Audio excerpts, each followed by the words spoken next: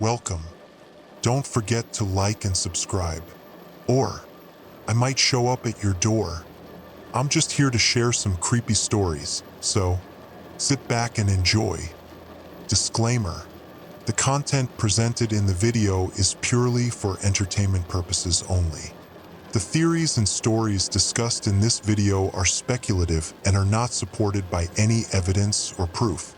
Viewer discretion is advised.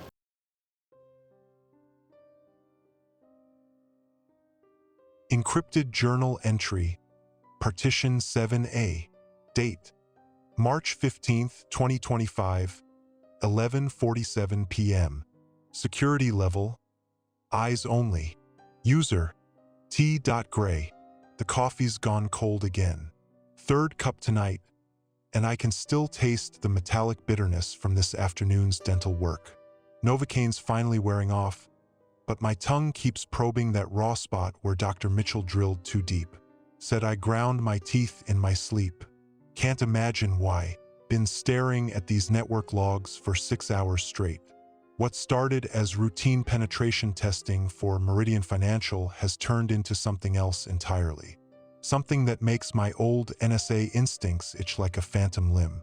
It began with a packet anomaly around 3:17 p.m. Nothing dramatic, just a brief spike in encrypted traffic routing through servers that shouldn't exist. The kind of digital whisper that most analysts would dismiss as network congestion or a glitch timestamp. But I've learned to listen to whispers. They kept me alive in the agency, and they've kept me employed since I walked away. The traffic pattern was wrong. Too structured, too purposeful. Like watching a flock of birds suddenly shift direction with military precision. I ran it through my old decryption algorithms, the ones I'm not supposed to have anymore, and got fragments. Pieces of something larger. Attachment. Signal_fragment 001.wave. Protocol 77 alpha is now static interference. Civilian population must BZZT. Immediate effect. My hands started shaking when I heard that. Not the caffeine jitters I've grown accustomed to, but the deep tremor that comes from recognizing a ghost. I know that cadence, that particular blend of authority and barely contained panic. It's the same tone I heard in classified briefings 7 years ago, back when I still believed the government's surveillance programs were about protecting people. The timestamp on the fragment showed 15 hours, 43 minutes, and 22 seconds, but that's impossible. I was monitoring those exact network channels at that time, running diagnostics on Meridian's firewall. There was no emergency broadcast, no Protocol 77 Alpha, just routine data streams and my growing suspicion that someone was very carefully hiding something. I spent the next 3 hours digging deeper, following the packet trail through a maze of proxy servers and encrypted relays.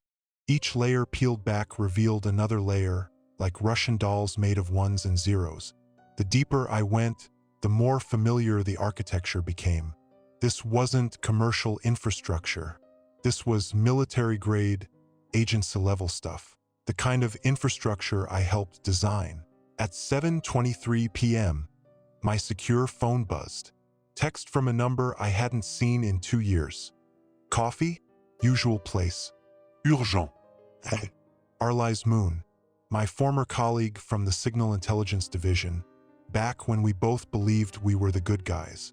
She transitioned to investigative journalism after the Crimson Harbor leaks. My leaks burned half our mutual contacts.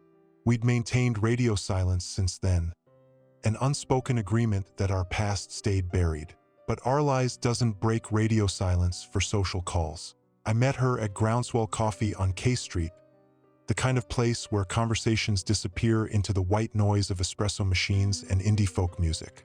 She looked older than her 29 years, stress lines etched deep around her dark eyes. The kind of premature aging that comes from spending too many nights staring at classified documents you're not supposed to possess. "You're monitoring the emergency broadcast networks," she said without preamble, sliding into the booth across from me. Not a question.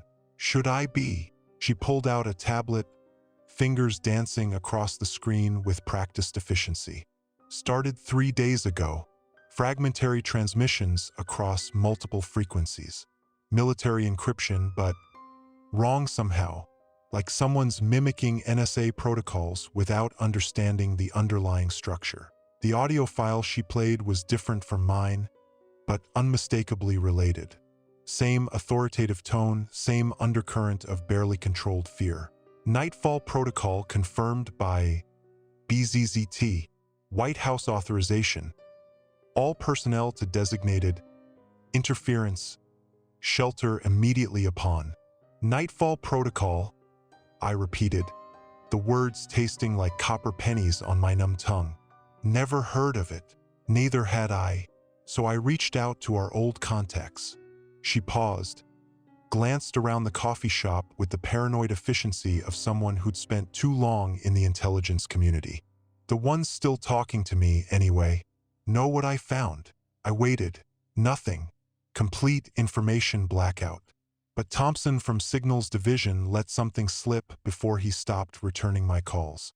Said there've been personnel reassignments all week.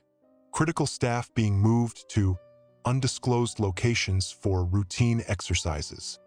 The digital static I'd been experiencing all evening, brief flickers in my peripheral vision, like dead pixels on a monitor, suddenly intensified.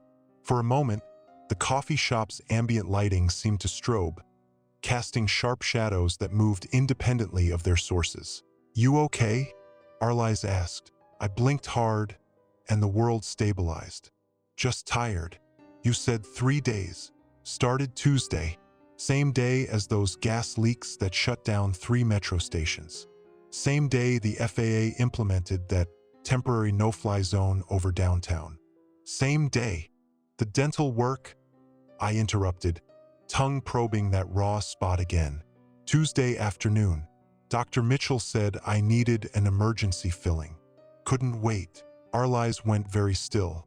"Dental work. Root canal. Said I had an infection that showed up on routine x-rays." The metallic taste was getting stronger, coating my throat with the flavor of old blood and ozone.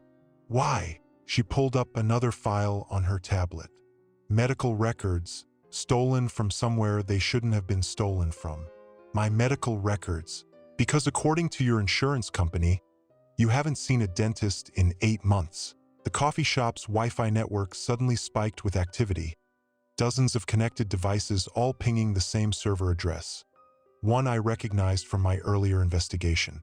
Every smartphone, laptop, and tablet in the building was receiving the same encrypted payload. The same fragmentary signal I'd been chasing all day. My phone buzzed with an emergency alert notification. Emergency broadcast system. This is not a test. Nightfall Protocol Phase 1 initiated. Remain calm. Await further instructions. 72 hours. The timestamp was counting down. 72 hours to what? As I watched, the numbers shifted. 71 hours, 59 minutes, and 58 seconds.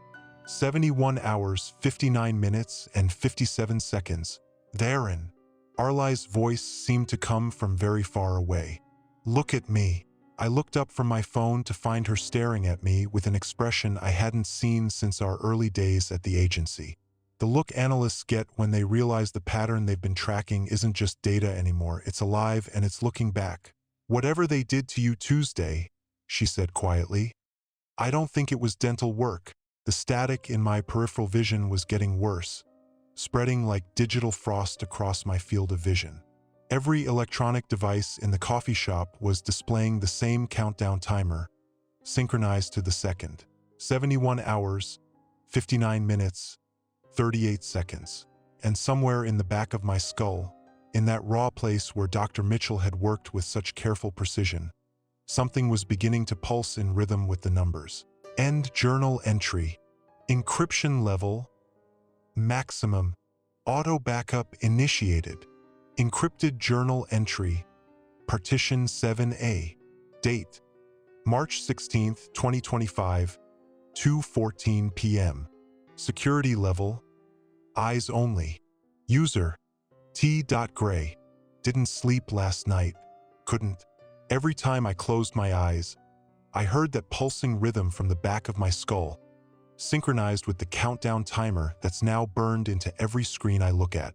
70 hours, 42 minutes, and 17 seconds. 70 hours, 42 minutes, and 16 seconds. The metallic taste has gotten worse. It's not just blood anymore. There's something else. Something that reminds me of the ozone smell in server rooms after a power surge. Like electricity given flavor. I spent the morning doing what any reasonable person would do when confronted with a potential government conspiracy. I went through official channels. Called the Department of Homeland Security's public information line at 8 a.m. sharp, armed with my contractor credentials and a carefully rehearsed explanation about network security anomalies. 27 minutes on hold, listening to the same patriotic hold music I remembered from my agency days. When someone finally picked up, it was a bored-sounding civil servant who took my information with the enthusiasm of someone reading a grocery list. "Sir, I'm showing no active emergency protocols in our system. The emergency alert system is functioning normally. If you received a false alarm, I can transfer you to—" "It's not a false alarm," I interrupted. "I have digital forensics evidence of military-grade encrypted broadcasts referencing something called Nightfall protocol. The transmissions are using NSA-level encryption with—" "Sir, I'm going to stop you right there." The boredom vanished from her voice, replaced by something sharper. "Are you reporting a security incident involving classified materials?" "I'm reporting anomalous network traffic that appears to be—" "One moment, please." The hold music returned, but it was different now. Distorted, with an underlying pulse that matched the rhythm in my skull. I counted 17 beats before a new voice came on the line. "Mr. Gray? This is Deputy Director Keir Maddox, DHS Cybersecurity Division. I understand you have some concerns about network anomalies." I knew that name. Keir Maddox had been 2 levels above me at NSA, one of the architects of the domestic surveillance programs I'd eventually leaked. We'd never worked directly together, but I'd sat in enough briefings where his projects were discussed in hushed, reverent tones. "Deputy Director Maddox, I wasn't expecting to speak with someone at your level about a routine." "Nothing routine about it, Mr. Gray. Why don't you walk me through what you've found?" There was something in his tone that made my skin crawl. Not the bureaucratic deflection I'd expected, but genuine interest. The kind of interest that meant he already knew what I was going to tell him. I gave him the sanitized version. Network anomalies, encrypted fragments, emergency broadcast signatures that didn't match standard protocols. I didn't mention the dental work, the countdown timer, or the fact that I was using algorithms I'd stolen from the agency. "Interesting," he said when I finished. "You're still doing private security consulting, correct? Meridian Financial is your current client, among others, right? Well, I appreciate you bringing this to our attention. We've been aware of some irregular network activity this week, likely the result of a cyber exercise we're running with our friends at DoD. Probably caught some spillover in your monitoring." "Cyber exercise?" "Interagency coordination drill. Testing our response protocols, communication systems, that sort of thing. Nothing to worry about." But there was something in his voice. A tightness that reminded me of briefings where we discuss operations that officially didn't exist. The kind of tightness that came from lying to people who knew you were lying. "Sir, with respect, the encryption signatures I'm seeing don't match any known exercise protocols. And the content of the broadcasts. Mr. Gray," his voice cut through mine like a blade. "I'm going to ask you to trust me on this. What you're seeing is part of a larger operation that's sensitive. The kind of sensitive that means asking too many questions isn't in anyone's best interest. A threat delivered with the smooth efficiency of someone who'd had plenty of practice." "I understand, sir." "Good. I'm going to email you a contact form for reporting future anomalies. If you see anything else unusual, you report it directly to that address. No more calls to the public line, no more independent investigation. Are we clear?" "Crystal. Excellent. And Mr. Gray, given your background, I probably don't need to remind you about the importance of operational security. Some things are better left unexamined. The line went dead. I sat in my apartment for a long time after that, staring at the contact form he'd sent. A simple web portal with a single text field and a submit button. No encryption, no security protocols, no acknowledgement receipts. The kind of digital dead drop you set up when you want to monitor who's asking questions, not actually answer them. At 1:47 p.m., my phone buzzed with another emergency alert. Emergency broadcast system. Nightfall protocol phase 1 continues. Population screening protocols initiated. Report to designated medical facilities. Compliance is mandatory. 69 hours, 14 minutes, and 23 seconds. This time, the alert was different, more specific, and the audio that accompanied it was clearer, like someone had adjusted the signal strength. Citizens within designated metropolitan areas are required to report for mandatory health screenings. Failure to comply within the specified timeframe will result in civil penalties and potential quarantine measures. This is for your protection and the protection of your community. The voice was familiar now. I'd heard it in briefings, in congressional hearings, in the carefully worded press releases that followed controversial intelligence operations. It was the voice of authority, of institutional power, of people who made decisions that affected millions of lives from the comfort of climate-controlled conference rooms. But underneath the authority, I could hear something else. Something that sounded like fear. My secure phone rang. "Arlies, did you get the alert?" she asked without preamble. "Yeah, and I just got off the phone with Deputy Director Maddox from DHS. Silence on the other end. Then shit. Therein, that's not good." Maddox was one of the architects of the Crimson Harbor program. The surveillance net you exposed? That was his baby. I figured as much. He's not someone who takes personal interest in routine network anomalies. If he's involved, then it's not routine. I could hear typing in the background, the rapid-fire clicking of someone pulling up classified databases they weren't supposed to have access to.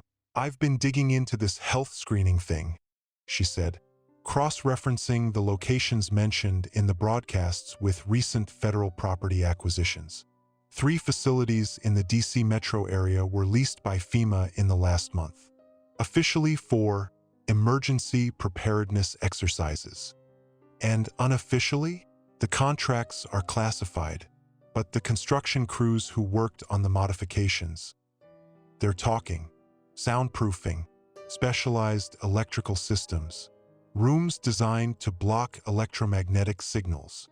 The pulse in my skull intensified, and for a moment, the walls of my apartment seemed to flicker like a badly tuned television. I could see the outline of different walls, different rooms, overlaid on my familiar space like a double-exposed photograph. "Therein? You there?" "Yeah, just processing. I've got a contact inside FEMA. Aurelia Storm, emergency coordinator. We served together in the reserves before I went civilian. She's been asking questions about the sudden personnel reassignments, the equipment requests that don't match official exercises. Can you trust her? As much as I can trust anyone right now. She's agreed to meet with us tomorrow. Says she's got information about the screening protocols that she thinks we need to hear." After I hung up, I sat in the growing darkness of my apartment, watching the countdown timer on my laptop screen. 68 hours, 31 minutes, and 9 seconds.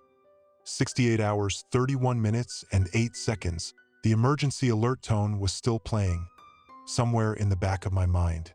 A constant, low-level hum that seemed to resonate with whatever had been implanted in my skull during that dental procedure. And every time it pulsed, I caught glimpses of other places: sterile corridors, examination rooms, screens displaying vital signs and brain wave patterns. Tomorrow, I would meet with Aurelia Storm and learn what FEMA knew about the Nightfall protocol. Tonight, I would try to figure out why my reflection in the laptop screen occasionally showed someone else's face looking back at me. Someone with my features, but eyes that glowed with the same blue-white light as the countdown timer. Maddox had told me that some things were better left unexamined. But as the metallic taste in my mouth grew stronger and the pulse in my skull kept perfect time with the emergency broadcast system, I realized that examination was no longer optional. The protocol wasn't just broadcasting to us. It was broadcasting through us. End journal entry. Encryption level. Maximum. Auto backup initiated. Encrypted journal entry. Partition 7A. Date: March 17, 2025, 3:47 a.m. Security level: eyes only. User: T.Gray. I haven't slept in 36 hours. Can't sleep. Every time I close my eyes, I see those other faces. The ones that flash across my reflection when the countdown timer pulses. Different people, different ages, but all with the same blue-white glow in their eyes. All with the same expression of dawning horror as they realize what's happening to them. 67 hours, 21 minutes, and 43 seconds. 67 hours, 21 minutes, and 42 seconds. The metallic taste is constant now, like sucking on a battery. My dental work has started to vibrate in harmony with the emergency broadcast tone, creating a frequency that makes my teeth ache and my vision blur. But the worst part is the awareness. I can feel the signal moving through my skull like water through a sponge, mapping neural pathways and cataloging responses. I know I should stop. Every rational part of my mind screams that I'm in over my head. That Maddox's warning wasn't just a threat but genuine concern for my safety. But the algorithms are singing to me from the depths of NSA's archive databases, and I can't resist their call. At 11:47 p.m., I activated the backdoors I'd built into the agency's systems before my departure. Ghost protocols hidden in routine maintenance scripts, designed to look like scheduled data integrity checks. I've spent the last 4 hours navigating digital territories that officially don't exist, following breadcrumbs through compartmentalized databases that require clearance levels I technically don't have anymore. The trail started with a simple query: Nightfall Protocol Historical References. What I found made my blood run cold. The first reference appears in a 1962 DARPA memorandum titled Project Midnight Sun: Theoretical Applications of Electromagnetic Behavioral Modification. The document is heavily redacted, but the unredacted sections describe preliminary research into using specific radio frequencies to influence human neurological activity. The project was officially terminated after 6 months due to ethical concerns and unpredictable side effects. But the termination was a lie. Buried in the Pentagon's classified archives, I found continuation orders signed by Secretary of Defense Robert McNamara. The project was transferred to a black site facility in Nevada, where it continued under the designation Nightfall Protocol Phase Alpha. The goal was simple: develop a method for ensuring population compliance during national emergencies. The second reference is from 1995, in a CDC incident report filed by Dr. Elizabeth Reeves, a neurologist at Walter Reed Army Medical Center. She documented a cluster of unusual cases, 17 patients admitted over a 3-week period, all presenting with identical symptoms: metallic taste, auditory hallucinations, and what she described as synchronized neural activity patterns. The patients claimed to have received emergency dental work at various military installations across the country. Dr. Reeves' report was classified within hours of its submission. 2 weeks later, she died in a car accident on the Baltimore-Washington Parkway, but the patients didn't die. They were transferred to a facility in Colorado, where they participated in what internal documents describe as phase beta testing. The reports are clinical, detached, but between the lines, I can read the horror. Human beings reduced to test subjects, their thoughts and behaviors monitored and modified through electromagnetic manipulation. All 17 subjects eventually became catatonic. The project was suspended indefinitely, until now. At 2:15 a.m., I found the current operational files. The Nightfall Protocol was reactivated 18 months ago under the auspices of the Department of Homeland Security's Domestic Stability Initiative. The authorization came from the highest levels of government presidential finding, Congressional Oversight Committee approval, the full bureaucratic machinery of national security. The current phase involves identifying and cataloging individuals with what the documents refer to as anomalous neural signatures, people whose brains show resistance to electromagnetic behavioral modification. These individuals are tagged for enhanced monitoring through the installation of biological signal amplifiers during routine medical procedures. Dental work, exactly like mine. The system is elegant in its simplicity. The amplifiers serve dual purposes. They allow the protocol administrators to monitor neural activity in real time, and they can be used to broadcast override signals directly into the subject's brain. The recent emergency broadcasts aren't just alerts, they're test transmissions designed to calibrate the system and identify optimal frequency ranges for mass population control. But there's a problem, and it's why I'm still conscious enough to write this. Some of us are immune. The immunity appears to be neurological, possibly genetic. Approximately 0.3% of the population shows complete resistance to electromagnetic behavioral modification. These individuals don't just fail to respond to the override signals, they absorb and amplify them, becoming walking interference patterns that can disrupt the system's effectiveness. I'm one of them. The blue-white glow in my eyes, the faces I see in reflections, the constant metallic taste. These are symptoms of signal saturation. My brain is processing frequencies that shouldn't exist, translating electromagnetic data into sensory experiences that human consciousness isn't equipped to handle. And I'm not alone. The database contains a list of 2,847 individuals across the United States who have been identified as anomalous. Most don't know what they are yet. They're experiencing the same symptoms I am, the taste, the sounds, the visual distortions, but they attribute it to stress, illness, or psychological breakdown. Arlies Moon is on the list. So is Dr. Marcus Webb, the neurologist who performed my initial evaluation. So are hundreds of others scattered across the country, all of them tagged for phase gamma processing. I don't know what phase gamma means, but the budget allocations are terrifying. $73 million for containment facilities, $41 million for neural compliance equipment, $18 million for biological disposal protocols. The countdown timer on my screen shows 65 hours, 47 minutes, and 23 seconds.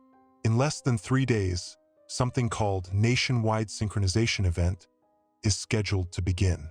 Every person in America who's received the biological signal amplifier will be exposed to a coordinated electromagnetic broadcast designed to establish what the documentation describes as baseline behavioral compliance. Democracy by remote control. Free will as a thing of the past. But those of us who are immune represent a threat to the system. We're walking jamming devices, human interference patterns that could disrupt the signal and wake people up, which means we can't be allowed to exist when the synchronization event begins. At 3:23 a.m., my secure phone rang. Arlies, therein we need to meet. Now, Aurelia Storm called me an hour ago. She's found something at the FEMA facility, records of transportation requests for tomorrow night. 73 vehicles, all going to a single location. Where? Mount Weather, the emergency government bunker in Virginia. They're moving people therein. People with anomalous neural signatures. They're calling it protective custody, but the requisition forms list it as phase gamma processing. The pulse in my skull intensified, and for a moment, I could see through other eyes, dozens of them, scattered across the country. Other immune individuals all experiencing the same symptoms, all slowly realizing that their government was preparing to eliminate them.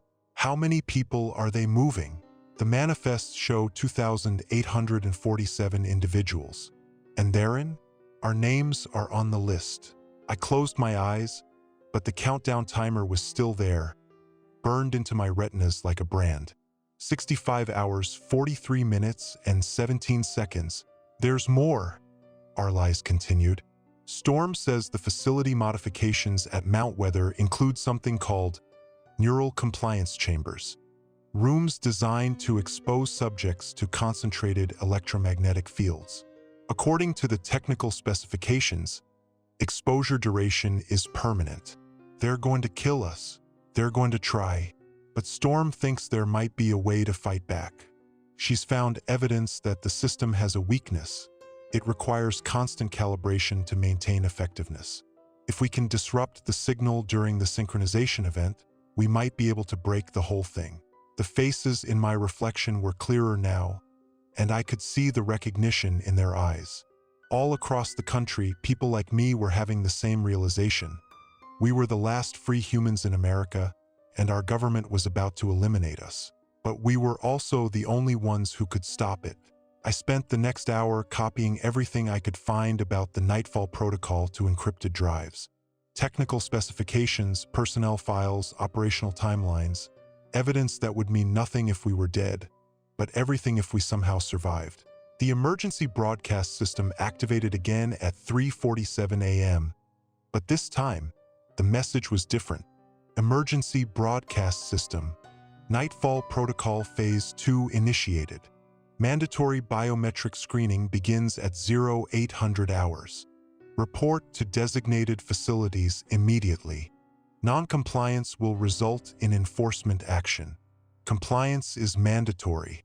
65 hours, 42 minutes, and 11 seconds.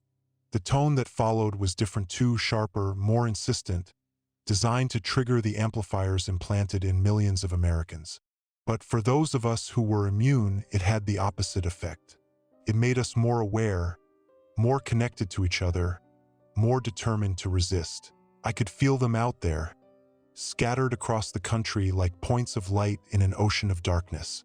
Fellow anomalies, fellow resistors, fellow human beings who refused to surrender their free will to the convenience of authoritarian control. Tomorrow, we would meet with Arlies Storm and learn the full scope of what we were up against. Tomorrow, we would begin planning our resistance. Tonight, I would document everything I'd learned, creating a record that might survive even if we didn't. Because in 65 hours and 42 minutes, the United States of America was going to attempt something that had never been tried in human history: the complete electromagnetic subjugation of its own population. And the only thing standing in their way was a handful of immune individuals who could hear the signal but couldn't be controlled by it. The countdown timer pulsed, and in its blue-white glow, I saw the faces of everyone who was depending on us to save them, even if they didn't know they needed saving yet. End journal entry. Encryption level maximum. Auto backup initiated. Dead man's switch activated. Encrypted journal entry. Partition 7A. Date: March 17, 2025, 6:23 p.m. Security level: eyes only. User: T.Gray. They came for me at 8 a.m. sharp. I was expecting them. Had been watching the street through my apartment window since dawn, tracking the unmarked sedans that had been circling the block in 15-minute intervals. Professional surveillance, the kind that wants to be noticed. A psychological pressure technique designed to make targets feel trapped, compliant, eager to surrender just to end the waiting. But when the knock came, it wasn't the hard rap of federal agents or the polite insistence of local police. It was 3 measured taps, pause, 2 taps, pause, 1 tap. A pattern I recognized from my agency days, the knock of someone who knew operational protocols. I opened the door to find a woman in her late 30s, wearing the crisp uniform of FEMA's Emergency Response Division. Her badge identified her as Arlies Storm, Emergency Coordinator, Region 3. Behind her stood 2 men in tactical gear, but their weapons remained holstered and their stance was more protective than threatening. "Mr. Gray, I'm here to escort you to your designated shelter facility for mandatory biometric screening and safety processing." Her voice carried the official tone of bureaucratic authority, but her eyes were different. They held a warning, a plea for cooperation that had nothing to do with the protocol and everything to do with survival. "I wasn't aware that shelter assignment was mandatory," I replied, following the script we'd established during our brief phone conversation at 7:45 a.m. As of 0600 hours, All individuals identified as high risk for signal contamination are required to report for protective custody. This is for your safety and the safety of the community. Signal contamination, the official euphemism for electromagnetic immunity. I nodded and gathered the go-bag I'd prepared, laptop, encrypted drives, enough supplies for a week. The countdown timer on my phone showed 57 hours, 42 minutes, and 11 seconds. The ride to the facility took 43 minutes, winding through suburban Virginia into rural countryside that I didn't recognize. Aurelia sat in the passenger seat, occasionally glancing back at me with expressions I couldn't quite read. The tactical team remained silent, professional, but I noticed they kept their hands away from their weapons and their radio chatter to a minimum. At 9:31 a.m., we arrived at what had once been a private psychiatric hospital. The building was a sprawling complex of red brick and white columns, surrounded by 12-foot chain-link fence topped with razor wire. The sign at the entrance read, Federal Emergency Management Agency, Region 3 Preparedness Center. But the modifications were obvious. The windows had been replaced with reinforced glass, and I could see the metallic mesh embedded in the panes, electromagnetic shielding designed to block signals from getting in or out. The parking lot was filled with vehicles I recognized from government motor pools, and the perimeter was patrolled by private security contractors carrying equipment that looked more military than civilian.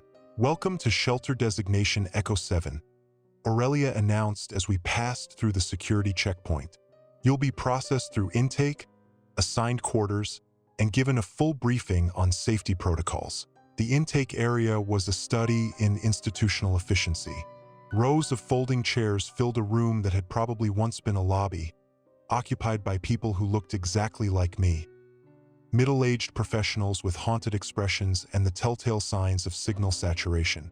The metallic taste, the blue-white glow in their eyes, the way they all unconsciously touched their faces where dental work had been performed. I counted 47 individuals, all of them showing the same symptoms I'd been experiencing. All of them trying to process the same terrible realization. Their government had identified them as threats and was now holding them in what amounted to a minimum security prison. At 10:15 a.m., I was called to the intake desk by a clerk who looked like she'd rather be anywhere else. Her name tag read, Jennifer Walsh, FEMA Coordinator, but her hands shook as she processed my paperwork. "Mr. Gray, I need you to complete this health screening questionnaire and provide a biometric sample for our records." The questionnaire was 23 pages of medical history, psychological evaluation, and questions about my exposure to unusual electromagnetic phenomena. The biometric scanner was a sleek black device that looked like it belonged in a science fiction movie. Palm print, retinal scan, and something that felt like a mild electrical shock when I placed my hand on the sensor. The shock lasted 3 seconds, but in that time, I felt the signal amplifier in my skull respond with a burst of activity that made my vision blur and my ears ring. When it cleared, the clerk was staring at her screen with an expression of barely controlled panic.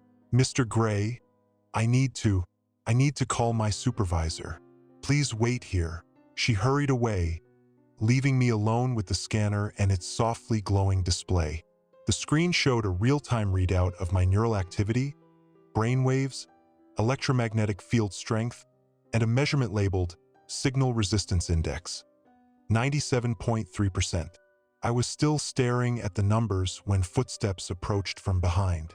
I turned to see a familiar figure, Deputy Director Keir Maddox, looking less composed than he'd sounded on the phone yesterday. "Mr. Gray, I wasn't expecting to see you here. Deputy Director, I wasn't expecting to be here." He gestured toward the scanner readout. 97.3% resistance. That's remarkable. We've only seen 3 other individuals with resistance levels above 90%. And where are those 3 individuals now? His expression darkened. They're receiving specialized care. The high-resistance cases require different handling protocols. I felt the pulse in my skull intensify, and suddenly I could see through other eyes, brief flashes of sterile rooms, restraint chairs, and medical equipment that looked more like torture devices than therapeutic tools. the specialized care he was referring to. What exactly is this place, Deputy Director? It's a shelter, Mr. Gray. A place where individuals like yourself can be protected from the effects of widespread electromagnetic exposure. The synchronization event will generate field strengths that could be dangerous to people with your unique neural characteristics. Dangerous how? Neural feedback. Electromagnetic resonance cascade. In extreme cases, complete sensory overload leading to permanent neurological damage. He paused, studying my face. We're trying to save your life, but I could hear the lie in his voice, see it in the way his eyes avoided mine. This wasn't about protection, it was about containment, about making sure that when the Nightfall protocol activated, there would be no interference from immune individuals. At 11:42 a.m., Aurelia Storm appeared at my side. Mr. Gray, I need to escort you to your quarters for orientation. As we walked through corridors that smelled of disinfectant and fear, she spoke in a voice barely above a whisper. The quarters are on the 3rd floor, room 317. Your intake paperwork will be processed over the next 6 hours, and you'll receive a full briefing on facility protocols at 1800 hours. But embedded in her official words was another message, one that made my blood run cold. 3rd floor is where they keep the high-resistance cases. Building schematics are in the emergency evacuation manual in your room. Briefing at 1800 hours is when they start the neural compliance procedures. The elevator ride to the 3rd floor was silent except for the soft hum of electromagnetic fields that seemed to emanate from the walls themselves. I could feel the signal amplifier in my skull responding to the proximity of whatever equipment they were using to monitor us. Room 317 was a standard psychiatric facility room. Single bed, desk, chair, and a small bathroom. But the modifications were obvious. The walls were lined with the same metallic mesh I'd seen in the windows, and there were cameras in every corner, their lenses glowing with the same blue-white light that haunted my reflections. On the desk was a manila folder labeled Facility Orientation Materials. Inside, I found a map of the building, a schedule of daily activities, and a medical consent form that made my stomach turn. The form authorized emergency neural intervention procedures in cases where subjects showed dangerous levels of electromagnetic resistance. The countdown timer on my phone now read 54 hours, 17 minutes, and 38 seconds. In 54 hours, the synchronization event would begin, and every person in America would be exposed to the signal designed to ensure their compliance. But first, they were going to try to break the people who could resist it. At 2:47 p.m., as I was studying the building schematics Aurelia had mentioned, my phone buzzed with an incoming message from an encrypted number. Neural compatibility screening begins at 1800 hours. Resistance levels above 90% will be subjected to enhanced processing. Compliance is mandatory. Failure to comply will result in immediate transfer to Mount Weather Facility. The message was signed with Keir Maddox's digital signature, but something about the formatting was wrong. The syntax was too formal, too clinical, as if it had been composed by someone or something that understood the words but not their emotional weight. At 3:15 p.m., I heard screaming from somewhere below. It lasted for 17 seconds, then stopped abruptly. The silence that followed was somehow worse than the sound itself. I spent the next 3 hours documenting everything I could see from my window, everything I could hear through the walls, everything I could remember from my conversation with Maddox. The facility was larger than it appeared from the outside, with at least 2 underground levels and a communication array on the roof that hummed with constant electromagnetic activity. At 5:47 p.m., as the sun began to set behind the razor wire, I realized that the blue-white glow in my eyes had grown stronger. I could see farther, hear more clearly, and the faces in my reflection were no longer strangers. They were the other high-resistance individuals scattered throughout the facility, all of us connected by the very signal that was supposed to control us. And in that moment, I understood what they were really afraid of. We weren't just immune to the signal. We were amplifying it, changing it, turning their weapon of control into a network of resistance. The Nightfall protocol wasn't just trying to enslave the population. It was trying to eliminate the people who could set them free. End journal entry. Encryption level maximum. Auto backup initiated. Dead man's switch activated. Encrypted journal entry. Partition 7A. Date: March 18, 2025, 3:14 a.m. Security level: eyes only. User: T.Gray. I haven't slept. Can't sleep. The screaming started again at 11:23 p.m. and didn't stop until 2:47 a.m. 3 different voices this time, coming from what I think is the basement level. Each session lasted exactly 18 minutes, followed by 7 minutes of silence. Then the next voice would begin. The pattern is too precise to be coincidental, too clinical. They're processing the high-resistance cases systematically, and I'm betting my name is somewhere on that list. At 12:15 a.m., during the second round of screaming, my door lock clicked open. I expected Aurelia Storm or one of her tactical teams, but instead found a woman in her mid-40s wearing civilian clothes and an expression of barely controlled terror. "Are you there in gray?" she whispered, glancing nervously at the cameras in my room's corners. "Depends who's asking." Dr. Sarah Chen, Electromagnetic Biology Research, UCLA. They brought me in yesterday with a resistance reading of 94.7%. She held up her hands, and I could see the telltale burn marks from biometric scanning. "We need to talk. Now." She gestured toward my bathroom, the only space in the room not directly covered by camera angles. Once inside, she produced a small device that looked like a modified hearing aid and placed it against the wall. The soft hum I'd been hearing since arrival faded slightly. "Signal dampener," she explained. 15-minute window before their monitoring systems detect the interference. "We need to compare notes." Over the next 12 minutes, Dr. Chun painted a picture that confirmed my worst fears. The facility housed 63 individuals with electromagnetic resistance levels above 80%. Most were professionals with backgrounds in signals intelligence, electromagnetic research, or computer security. All had been identified through a comprehensive analysis of medical records, employment histories, and digital footprints. "They've been tracking us for months," she whispered, cross-referencing dental work with geographic anomalies, identifying people who show signs of signal saturation but maintain normal cognitive function.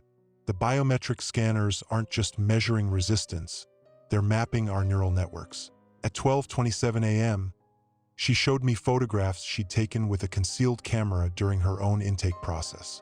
The images revealed equipment I recognized from classified NSA projects, neural interface arrays, electromagnetic field generators, and something that looked disturbingly like the prototype consciousness transfer devices from the abandoned culture archives.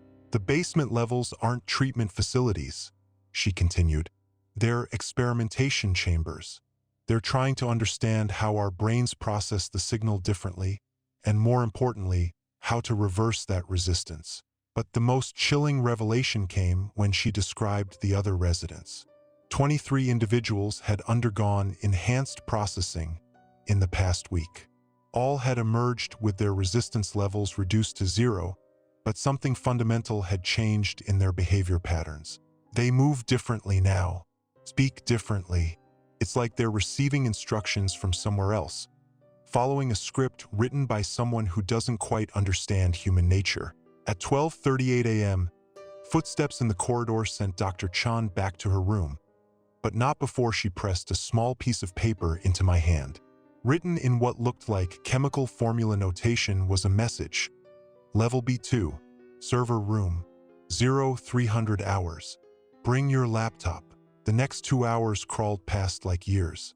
I tried to process what she'd told me, cross-referencing it with my own observations and the intelligence I'd gathered during my career. The Nightfall protocol wasn't just a mass control system. It was a selective breeding program for human consciousness, designed to identify and eliminate individuals capable of independent thought during the synchronization event. At 2:47 a.m., When the final round of screaming ended, I made my decision. The facility's emergency evacuation map showed service corridors connecting all floors, including the basement levels Dr. Chun had mentioned. The electronic locks were sophisticated but not beyond my capabilities, especially with the signal dampener creating blind spots in their monitoring system. At 2:59 a.m., I slipped out of room 317 and began my descent. The basement levels were a maze of sterile corridors and humming machinery. The electromagnetic fields were stronger here, making my skull-mounted amplifier pulse with activity that bordered on painful. But the enhanced perception it provided was worth the discomfort. I could see heat signatures through walls, hear conversations from rooms away, and detect the electronic signatures of surveillance equipment. Server room B2-17 was exactly where Dr. Chan had indicated, hidden behind a door marked "Authorized Personnel Only." The lock yielded to a combination of electronic bypass and old-fashioned lock-picking, skills I'd maintained since my early days with the agency. Inside, I found not just Dr. Chun, but 4 other facility residents clustered around a bank of computer terminals. The air crackled with suppressed electromagnetic activity, and I realized they were all high-resistance cases using their enhanced abilities to interface directly with the facility's network. "Mr. Gray," whispered a man I didn't recognize. "Dr. Marcus Webb, former DARPA Research Division. We've been expecting you." The next 37 minutes changed everything I understood about the Nightfall protocol. Using their combined electromagnetic abilities and my network penetration skills, we accessed the facility's central database and discovered the true scope of the operation. There were 17 facilities like this one scattered across North America, each housing 50 to 80 high-resistance individuals. The total count was over 1,200 people, every person in the United States with natural immunity to the synchronization signal. But more disturbing were the research files documenting their experimentation.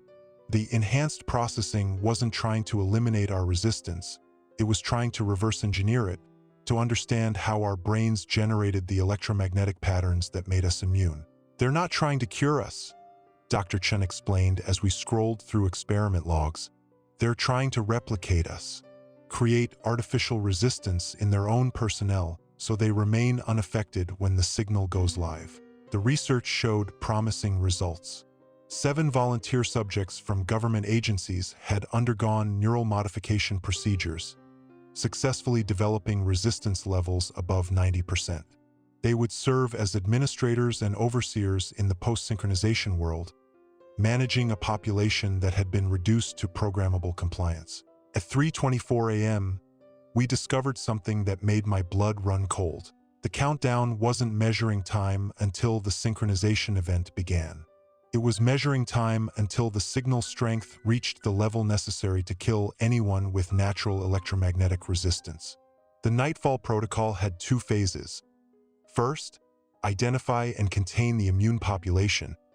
Second, eliminate them with a signal burst calibrated specifically to overload resistant neural patterns. We were all living on borrowed time, marked for termination in exactly 51 hours and 16 minutes. But Dr. Webb had one more revelation that changed the game entirely. "The resistance isn't a random mutation," he whispered, pulling up genetic analysis reports. "It's hereditary, passed down through bloodlines that can be traced back centuries. And it's not just immunity, it's enhancement. Every one of us can interface directly with electromagnetic fields, process digital information at superhuman speeds, and perceive reality through electronic systems." The facility wasn't just a prison or an experimentation center. It was a harvest operation, designed to capture the last members of what amounted to a separate branch of human evolution. At 3:47 a.m., alarms began blaring throughout the facility. Our unauthorized access had been detected, and security teams were converging on the basement levels. But in the chaos of the alert, something unexpected happened. The other high-resistance individuals throughout the facility began responding to our electromagnetic signatures, their own abilities amplifying and creating a network of consciousness that spanned the entire building. For 17 seconds, I experienced shared perception with every immune individual in the facility. I saw through 63 pairs of eyes, felt their fear and determination, understood their unique perspectives on the electromagnetic landscape around us. It was overwhelming and exhilarating, a glimpse of what human consciousness might become if it were allowed to evolve naturally. Then the signal dampeners kicked in, severing the connection and leaving me alone in my own head once again. Security teams flooded the server room at 3:51 a.m., but by then we had downloaded terabytes of data onto encrypted drives and transmitted copies to external networks using the facility's own communication arrays. The evidence of the Nightfall protocol was now scattered across multiple secure servers, beyond their ability to contain or destroy. As they dragged us back to our rooms, Dr. Chan managed to whisper one final piece of intelligence. Arlies Moon, investigative journalist. She's been trying to infiltrate the facility for 3 days. Watch for her during morning intake. Back in room 317, as dawn light filtered through the electromagnetically shielded windows, I began to understand the true scale of what we were facing. The Nightfall protocol wasn't just an attempt to control the population. It was an attempt to eliminate an entire evolutionary branch of humanity before we could realize our potential. But they had made one critical mistake. By gathering us together, by creating an environment saturated with electromagnetic activity, they had accelerated the development of our abilities. What had been individual resistance was becoming collective intelligence, a hive mind that retained individual consciousness while sharing enhanced perception and processing power.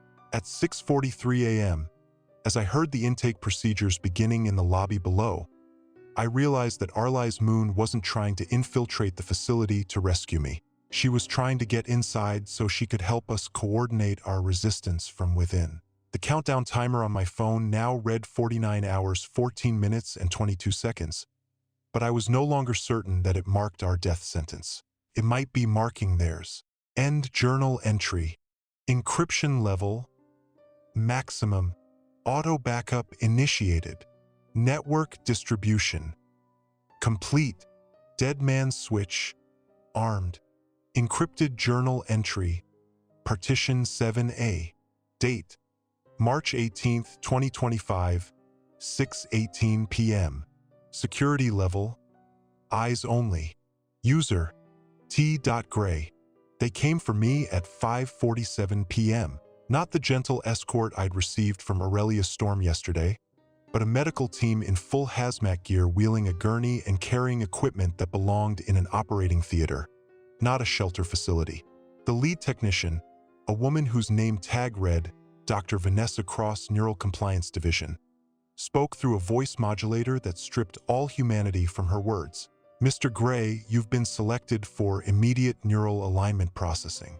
This is a mandatory procedure designed to protect you from the harmful effects of electromagnetic exposure during the synchronization event. I had 17 seconds to decide whether to resist or comply. 17 seconds to weigh the value of gathering intelligence against the risk of having my brain scrambled by whatever they were planning to do to me. The countdown on my phone read 42 hours, 33 minutes, and 14 seconds. 42 hours until they activated the kill signal. I chose compliance. The wheelchair ride through the facility's corridors revealed sections I hadn't seen before. We passed through 3 security checkpoints, each requiring biometric verification from Dr. Cross. The deeper we went, the more the electromagnetic fields intensified, until my skull-mounted amplifier was humming with constant activity that made my teeth ache and my vision blur. At 5:59 p.m., we arrived at what had once been the hospital's surgical wing. The rooms had been converted into something that looked like a cross between a medical facility and a computer laboratory. Banks of monitors lined the walls, displaying real-time readouts of brain activity, electromagnetic field strength, and something labeled Neural Synchronization Index. Room 7 was where they strapped me to a chair that would have looked at home in a death row execution chamber. The restraints were unnecessary. The electromagnetic field in the room was so intense that I could barely move, barely think. The signal amplifier in my skull was overloading, creating a feedback loop that made every thought feel like it was being broadcast to the entire facility. Dr. Cross began her preparations at 6:03 p.m., attaching sensors to my scalp, temples, and the base of my skull where the amplifier was embedded. Each contact point sent jolts of electricity through my nervous system, but also something else, information. Data streams that I could perceive but not quite process, like trying to read a book while someone flipped the pages too quickly. The neural alignment procedure will take approximately 47 minutes, she announced to her team. Subject exhibits 97.3% resistance to standard synchronization protocols. We'll begin with low-level harmonic induction and escalate to full-spectrum neural override if necessary. Through the observation window, I could see Deputy Director Keir Maddox watching with an expression that might have been concern or fascination. Next to him stood Aurelia Storm, her face pale and her hands clenched at her sides. She was arguing with someone I couldn't see, gesturing toward the procedure room with obvious distress. At 6:07 p.m., they activated the first stage of the procedure. The sensation was unlike anything I'd experienced before. It felt like someone was rewriting my thoughts in real time, replacing my mental voice with something that sounded almost like me but wasn't quite right. The electromagnetic patterns that normally felt like background noise suddenly became overwhelming, forcing me to perceive reality through a dozen different electronic filters simultaneously. I could see through the facility's security cameras, hear through its audio surveillance system, feel the electromagnetic signatures of every person within a half-mile radius. But more disturbing, I could sense the other high-resistance individuals scattered throughout the building, their consciousness flickering like candles in a hurricane as they underwent similar procedures. Dr. Chun was in room 3, her resistance dropping from 94% to 78% as the alignment process progressed. Dr. Webb was in room 5, his brain activity showing the telltale patterns of someone fighting to maintain individual identity while external signals tried to overwrite his personality.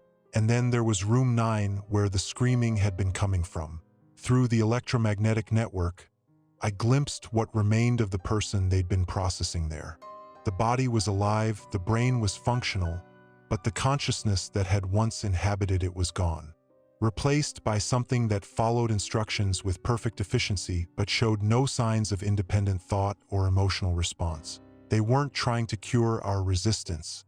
They were trying to hollow us out, create puppets that looked and sounded like us but served the interests of whoever was controlling the synchronization signal. At 6:23 p.m., Dr. Cross escalated to the second stage. The harmonic induction became more aggressive, targeting specific neural pathways associated with independent thought and decision-making. I felt my sense of self beginning to fragment, pieces of my personality being isolated and suppressed while other aspects were amplified and distorted. But something unexpected happened. Instead of breaking down my resistance, the procedure seemed to strengthen it. The electromagnetic amplifier in my skull began resonating with the facility's own systems, creating feedback loops that the technicians hadn't anticipated. Dr. Cross, one of the technicians, called out, "We're seeing unusual patterns in the subject's neural activity. The resistance levels are actually increasing." Through the observation window, I saw Maddox lean forward, his expression shifting from concern to alarm. He was speaking rapidly into a radio, and within seconds, additional personnel were entering the procedure room. At 6:31 p.m., something extraordinary happened. The electromagnetic feedback from my amplifier began affecting the other high-resistance individuals throughout the facility. Instead of being suppressed by their neural alignment procedures, they started synchronizing with my signal, creating a network of consciousness that spanned the entire building. For 43 seconds, I experienced shared awareness with every immune individual in the facility. Not the overwhelming merger I'd feared, but a collaborative intelligence that preserved individual identity while sharing enhanced perception and processing power.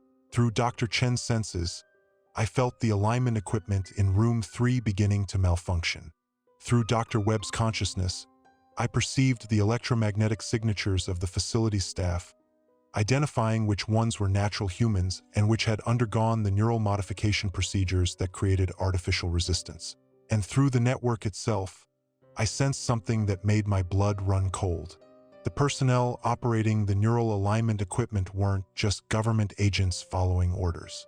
They were the successfully processed results of earlier experiments, human beings who had been reduced to programmable instruments serving the interests of the Nightfall protocol. Dr. Cross herself was one of them. Her neural patterns showed the same hollow efficiency I'd glimpsed in Room 9, the same absence of genuine emotion or independent thought. She was performing the procedure not because she believed in it, but because she had been programmed to do so. At 6:32 p.m., the feedback loop reached critical intensity. Every piece of electronic equipment in the surgical wing began malfunctioning simultaneously. Monitors flickered and died, life support systems failed, and the electromagnetic field generators that were supposed to suppress our abilities overloaded and shut down automatically. In the sudden silence that followed, I could hear alarms blaring throughout the facility. Emergency lighting flickered on, casting red shadows across the procedure room. Through the observation window, I saw Maddox speaking urgently into his radio while Aurelia Storm moved toward the door, her hand resting on her sidearm. Dr. Cross was staring at her instruments with the bewildered expression of someone whose programming had just encountered an error it couldn't process. The other technicians were backing away from the equipment, clearly frightened by what they'd witnessed. Subject neural alignment failed, Dr. Cross announced in her modulated voice. Resistance levels have increased to 99.7%. Recommend immediate transfer to Mount Weather Facility for enhanced processing. But before anyone could respond, the door to the procedure room opened, and Aurelia Storm entered with her weapon drawn. "Everyone step away from the subject," she commanded. "This procedure is being terminated by order of the Department of Homeland Security." The confusion that followed lasted exactly 97 seconds. During that time, Aurelia released my restraints and helped me to my feet, while Dr. Cross and her team stood frozen, unable to process commands that contradicted their programming. "Can you walk?" Aurelia whispered as she supported my weight. "I think so. What's happening?" "The signal you generated disrupted the facility's primary systems. Every high-resistance individual in the building is now networked, and your collective electromagnetic signature is interfering with the neural compliance protocols." As we made our way toward the exit, I could feel the network of consciousness that connected me to the other immune individuals. It was stronger now, more stable, but still preserving individual identity. We were like instruments in an orchestra, each playing our own part while contributing to a larger symphony of resistance. At 6:47 p.m., as we reached the corridor leading back to the residential wing, Aurelia stopped and turned to me with an expression of desperate hope. "Mr. Gray, I need you to understand something. The Nightfall protocol isn't just about population control. It's about evolution. They're trying to prevent the next stage of human development because they're afraid of what we might become. My resistance level is 89%. I've been hiding it for 3 years, working within the system to protect people like us. But now," she gestured toward the emergency lighting and the distant sound of alarms. "Now I think it's time to stop hiding." The countdown on my phone read 41 hours, 46 minutes, and 52 seconds. 41 hours until they activated the kill signal. But for the first time since this nightmare began, I felt something that might have been hope. We weren't just resisting the Nightfall protocol. We were evolving beyond it. End journal entry. Encryption level maximum. Auto backup initiated. Network distribution complete. Dead man switch armed. Neural network status active. Encrypted journal entry partition 8A. Date March 19th, 2025, 3:42 a.m. Security level eyes only. User T.Gray. Network status 7 nodes active. I haven't slept in 31 hours. Not because I can't. The electromagnetic network connecting me to the other high-resistance individuals has actually made rest easier, sharing the burden of consciousness across multiple minds. But because every time I close my eyes, I see what happened to Marcus Webb. At 11:17 p.m. last night, they took him for emergency recalibration. Through our shared network, I felt his terror as they strapped him into a chair identical to the one I'd escaped from. But this time, they used a different procedure, something they called neural dissolution protocol. I experienced his death in real time. Not the physical death, his body remained alive, breathing, functional. But the consciousness that had been Marcus Webb, the software engineer from Portland who'd been hiding his electromagnetic sensitivity for 6 years, simply ceased. What they wheeled back to the residential wing looked exactly like Marcus. It spoke with his voice, carried his memories, even retained his mannerisms. But when I reached out through the network, there was nothing there. Just an organic machine programmed to respond appropriately to external stimuli. Dr. Chun lasted until 2:14 a.m. The woman who'd helped design encryption protocols for the State Department, who'd been fighting to protect her teenage daughter from conscription into the youth synchronization program, was gone, replaced by something that smiled with her face and spoke with her voice but felt like empty space when I tried to connect. By dawn, 3 more had been processed. Sarah Martinez from the CDC, David Kim from the Department of Energy, Lieutenant Colonel Patricia Hawthorne, who'd been documenting illegal military experiments for the Inspector General's office.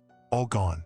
All replaced by perfect copies that served the protocol's interests without question or hesitation. I'm writing this from maintenance level C7, 7 floors beneath the facility's official basement.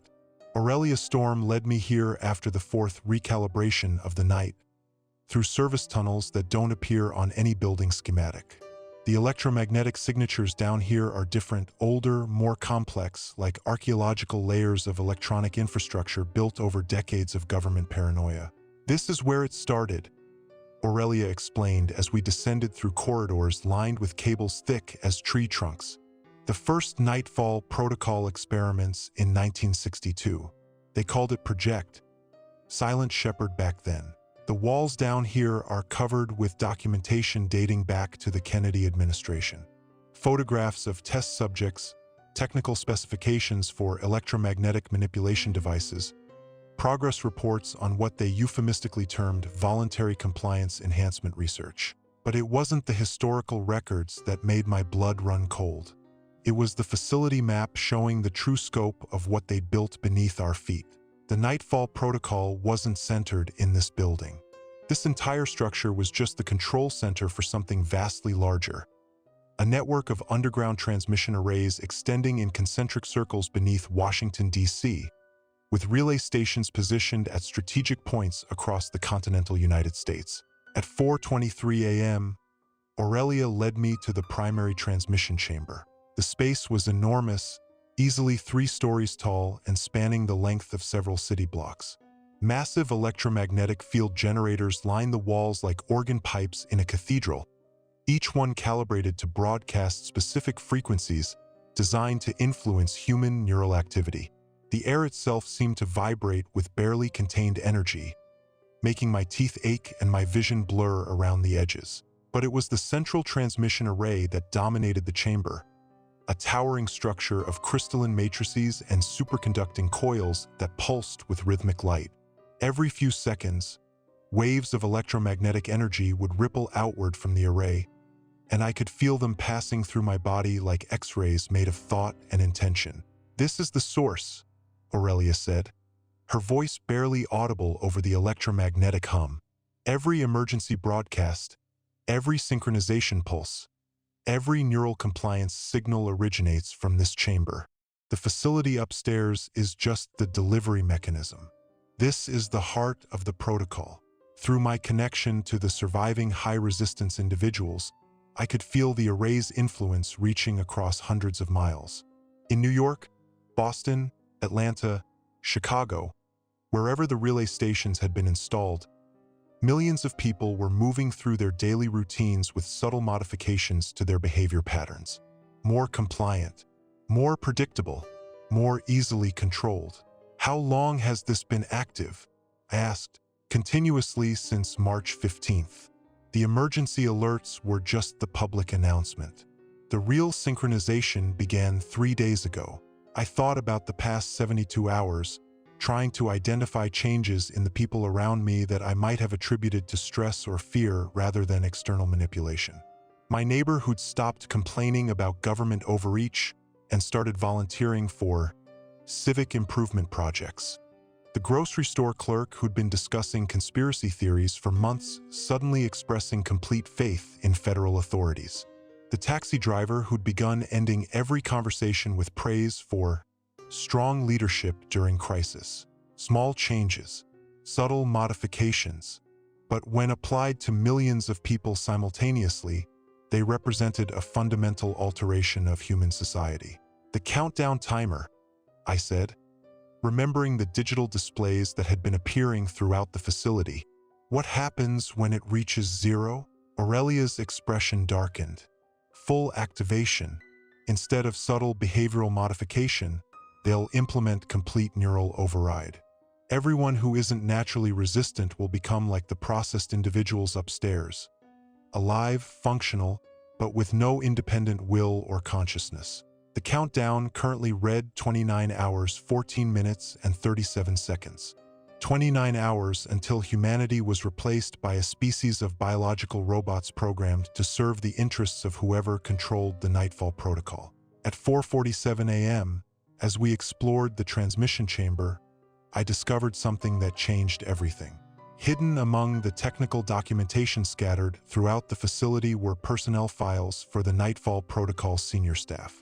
Names, photographs, psychological evaluations, and neural compatibility assessments for everyone involved in the program's development and implementation. Dr. Vanessa Cross, Neural Synchronization Index 100%. Processed March 3, 2025. Director James Morrison, Neural Synchronization Index 100%. Processed February 28, 2025. Deputy Administrator Carol Singh, Neural Synchronization Index 100%. Processed March 1, 2025. The pattern was unmistakable. Every person involved in implementing the Nightfall protocol had undergone neural processing themselves. They weren't government agents following orders. They were the first victims of their own system, transformed into instruments for its expansion. Aurelia, I called out, my voice echoing through the transmission chamber. When was your last psychological evaluation? She turned to face me, and for the first time since we'd met, I saw fear in her eyes. Why?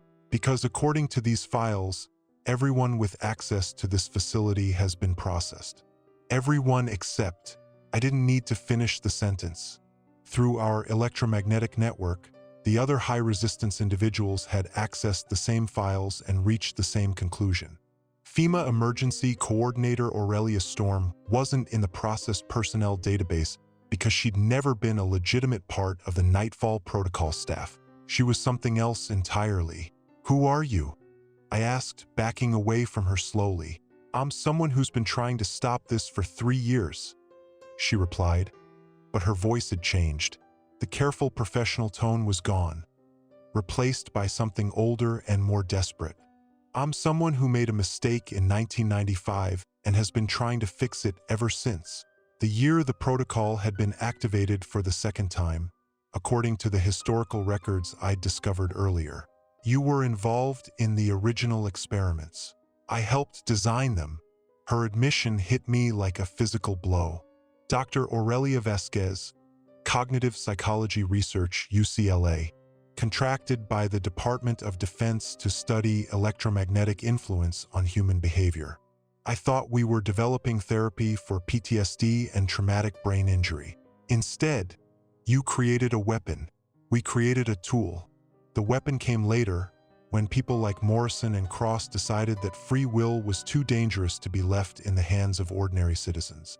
The electromagnetic field generators around us began cycling through a new sequence, the frequency climbing higher until it was almost painful to hear.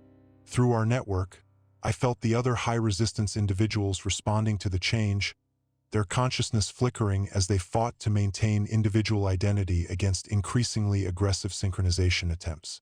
They're escalating the process, Aurelia said, checking her watch. 28 hours was too long to wait. They're going to full activation now. As if summoned by her words, Deputy Director Keir Maddox appeared at the chamber entrance, flanked by a team of security personnel whose movements showed the characteristic mechanical precision of processed individuals. "Dr. Vasquez," Maddox called out, his voice carrying the same emotionless quality I'd heard from Dr. Cross. "You are in violation of Containment Protocol 7. Return to your assigned quarters immediately." "He's been processed too," Aurelia whispered, "probably sometime last night after the network disruption." The Keir Maddox who'd shown concern for my welfare yesterday was gone, replaced by another organic machine serving the protocol's interests. Whatever doubts or conflicts he'd been wrestling with had been deleted, leaving only programmed obedience to a system that was rapidly consuming everyone it touched. "Dr. Vasquez," Maddox repeated, "compliance is mandatory." But instead of surrendering, Aurelia reached into her jacket and produced a device I recognized from the electromagnetic warfare research I'd conducted for NSA.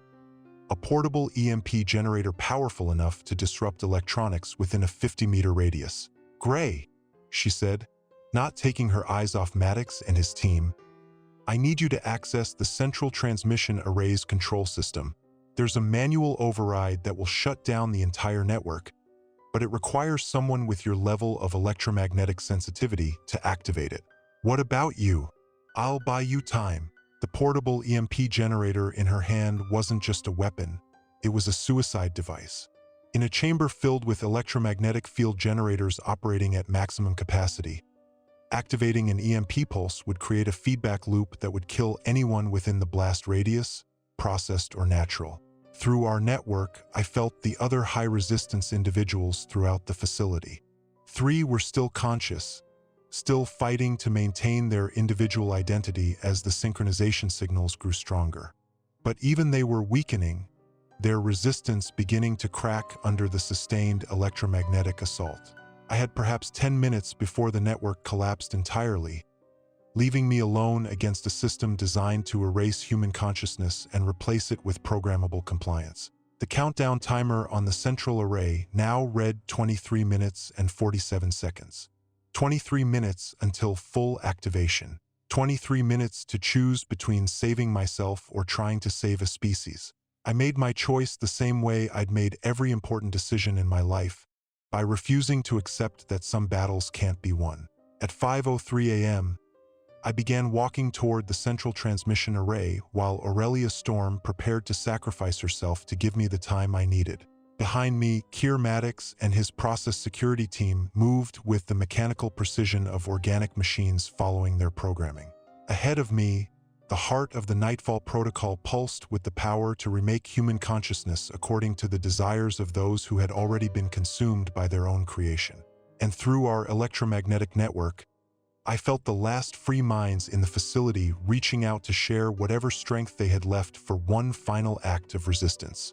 The species might not survive what happened next, but at least we would die as ourselves. End journal entry. Encryption level maximum. Auto backup initiated. Network distribution complete. Dead man switch armed. Neural network status critical. Countdown to full activation. 21 minutes and 33 seconds. Encrypted journal entry. Partition 9A. Date: March 19, 2025, 5:47 a.m. Security level: eyes only. User: T.Gray. Network status: 2 nodes active. Warning: critical system failure imminent. The manual override required a living touch.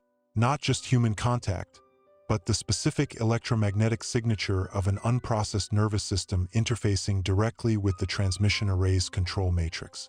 The designers had built in a safeguard that only someone with natural resistance could activate, ensuring that their processed operatives couldn't accidentally shut down the system.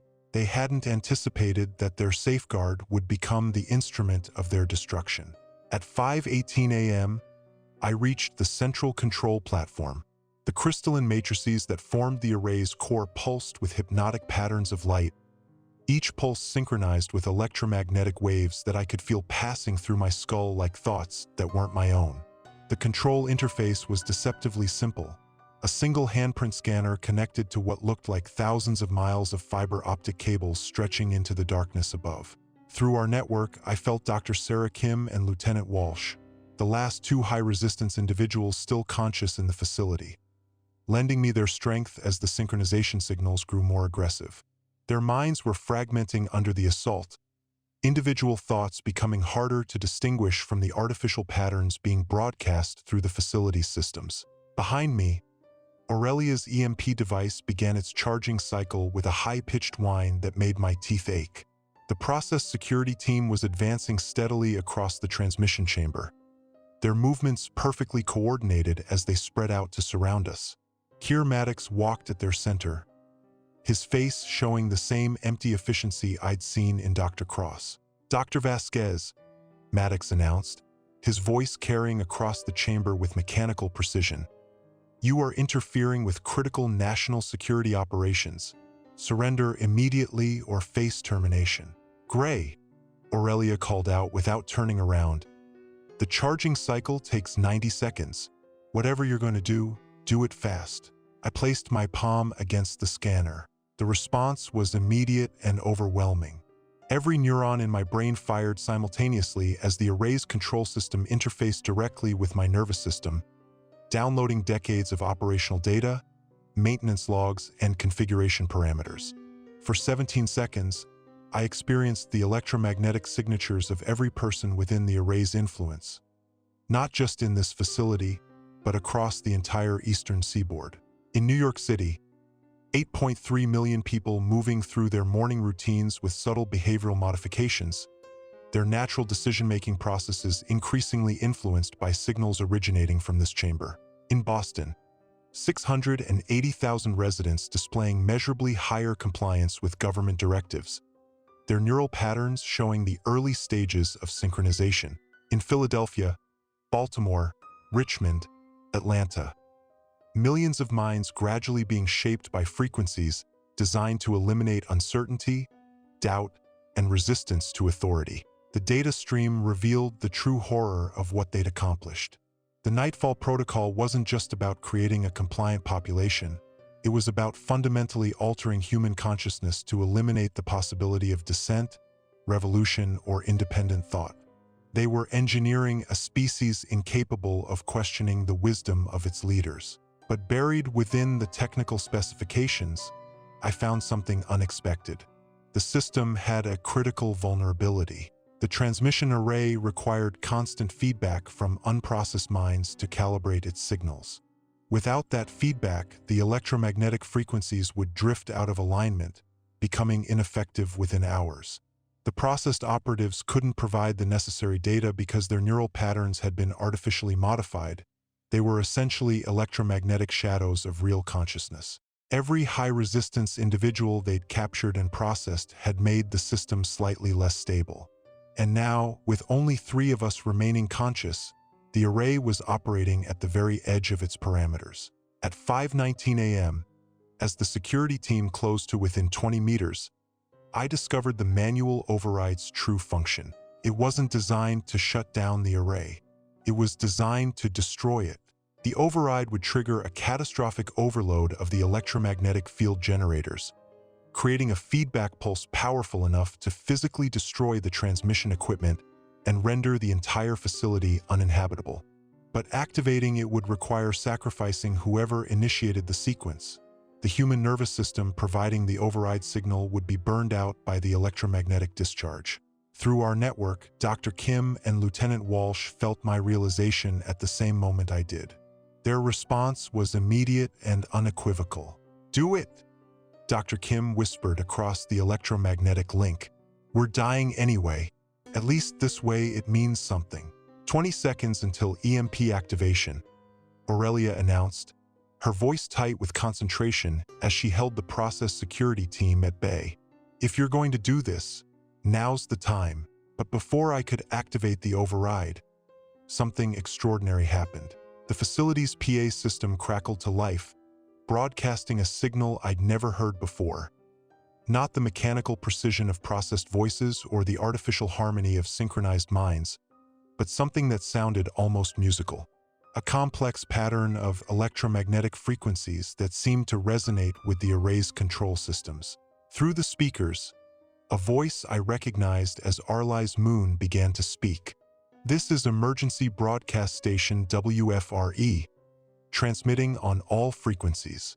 I am speaking to you from the roof of the Nightfall Protocol facility, where I have been documenting the government's illegal experimentation on American citizens." Impossible. Arlies was supposed to be in protective custody, transferred to a secure location after the facility lockdown.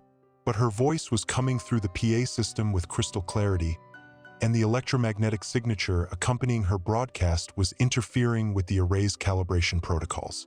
"The Nightfall Protocol is not a protection program," her voice continued. "It is a mass mind control operation designed to eliminate free will from the American population. The emergency alerts, the mandatory sheltering, the neural compliance procedures, all of it is part of a systematic program to replace human consciousness with programmable obedience."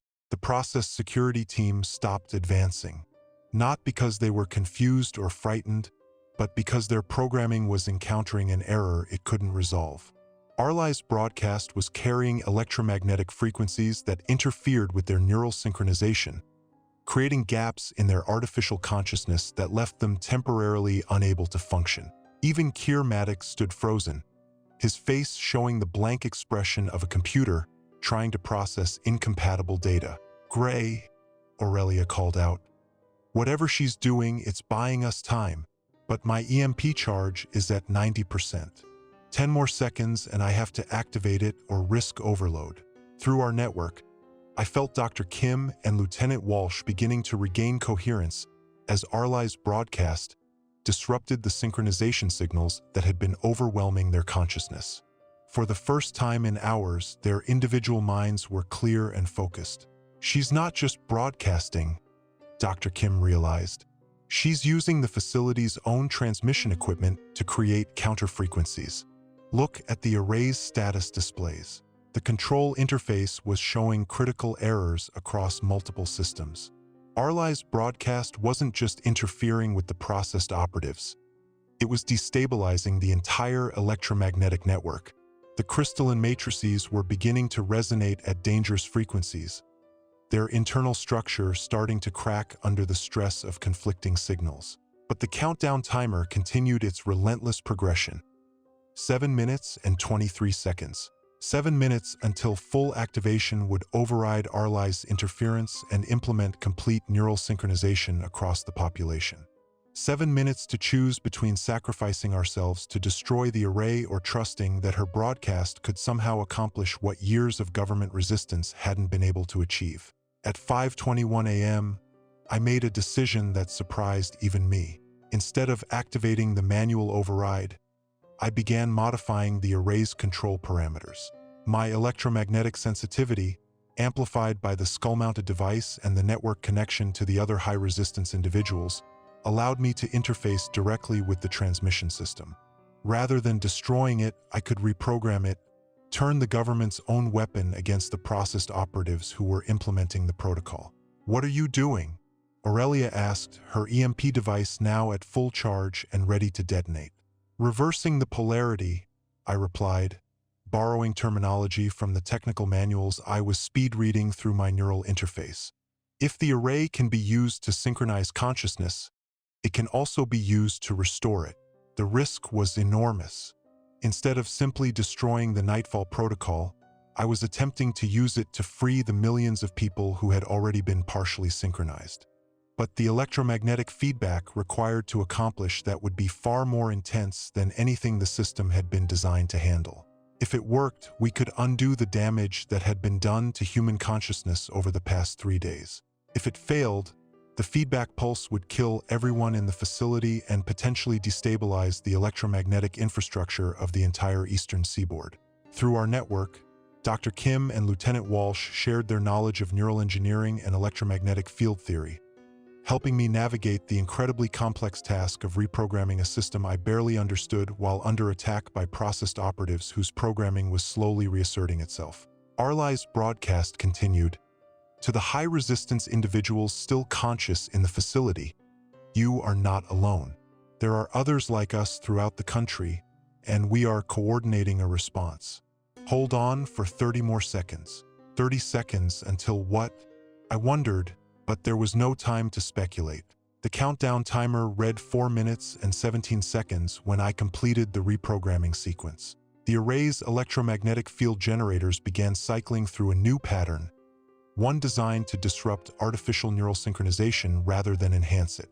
The change was immediately apparent. Throughout the facility, the processed operatives suddenly began moving erratically, their perfect coordination breaking down as their artificial consciousness patterns were interfered with.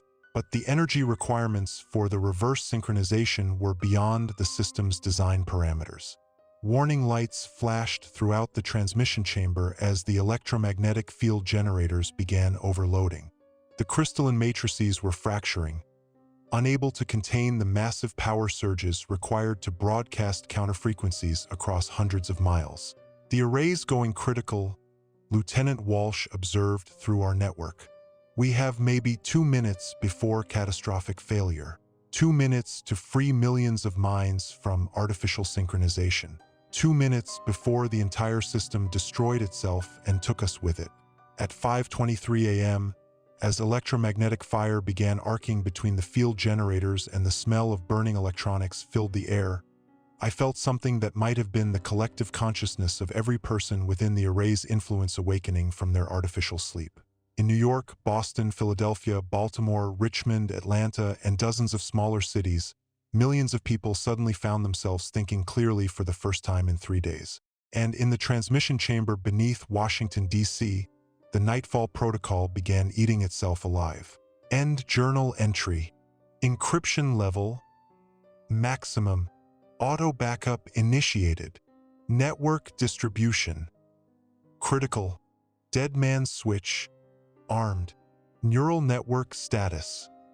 Overload imminent. Countdown to system failure. 2 minutes and 11 seconds. Reverse synchronization. Active. Encrypted journal entry. Partition 10A. Date. March 19, 2025. 5:23 a.m. Security level. Eyes only. User. T.Gray. Network status. 847 nodes active. Warning. Cascading system failure in progress. The awakening wasn't gentle. Across the eastern seaboard, 23.7 million people suddenly found themselves thinking independently for the first time in 72 hours. The reverse synchronization pulse had torn through their artificially imposed neural patterns like a scream through silence, leaving behind a collective moment of confusion so profound that traffic stopped, phone systems crashed, and emergency services were overwhelmed with calls from people who couldn't remember the last 3 days clearly. But in the transmission chamber, the real work was just beginning. Through our expanded network, no longer just Dr. Kim, Lieutenant Walsh, and myself, but hundreds of newly awakened high-resistance individuals throughout the region. I could feel the scope of what we'd accomplished and what we still faced. The Nightfall protocol had been more extensive than any of us had imagined. Gray, Aurelia's voice cut through the electromagnetic chaos as she fought to maintain her position near the chamber's entrance. We've got bigger problems. The facility's automated systems are activating some kind of containment protocol. The transmission chamber was sealing itself. Blast doors were sliding closed at every exit point. Emergency lighting had switched to red, and a recorded voice was announcing the initiation of Sterilization Protocol Omega in 15 minutes. The government's contingency plan was simple. If the Nightfall protocol failed, destroy all evidence and eliminate all witnesses, even if that meant vaporizing a square mile of downtown Washington, D.C. Through our network, newly awakened minds were sharing fragments of memory from their time under synchronization. Dr. Elena Vasquez, the behavioral psychologist I'd identified earlier, had managed to resist the neural alignment procedures partially, maintaining enough consciousness to observe the protocol's implementation from the inside. Her memories revealed the true scope of the operation. 17 facilities across North America, each one targeting specific population centers with tailored electromagnetic frequencies. The Washington facility had been the central hub, coordinating synchronization patterns across the entire network. But destroying it wouldn't necessarily shut down the other sites. "We need to reach the surface," Lieutenant Walsh transmitted through our link. "If we can get to the communications array on the roof, we might be able to coordinate with resistance groups at the other facilities." But the chamber's blast doors were 3 feet of hardened steel, designed to contain electromagnetic pulses far more powerful than anything a handheld EMP device could produce. And even if we could somehow breach them, the facility's security systems had been reactivated. Processed operatives were regaining functionality as backup power systems came online, and they were converging on our location. That was when Arlies' voice crackled through the facility's PA system again, but this time it wasn't just her speaking. The electromagnetic signatures accompanying her broadcast indicated at least a dozen different voices, all speaking in careful coordination. "This is the North American Resistance Network, broadcasting from 17 locations simultaneously. The Nightfall protocol has been compromised. Repeat, the Nightfall protocol has been compromised. All high-resistance individuals implement Emergency Plan Delta.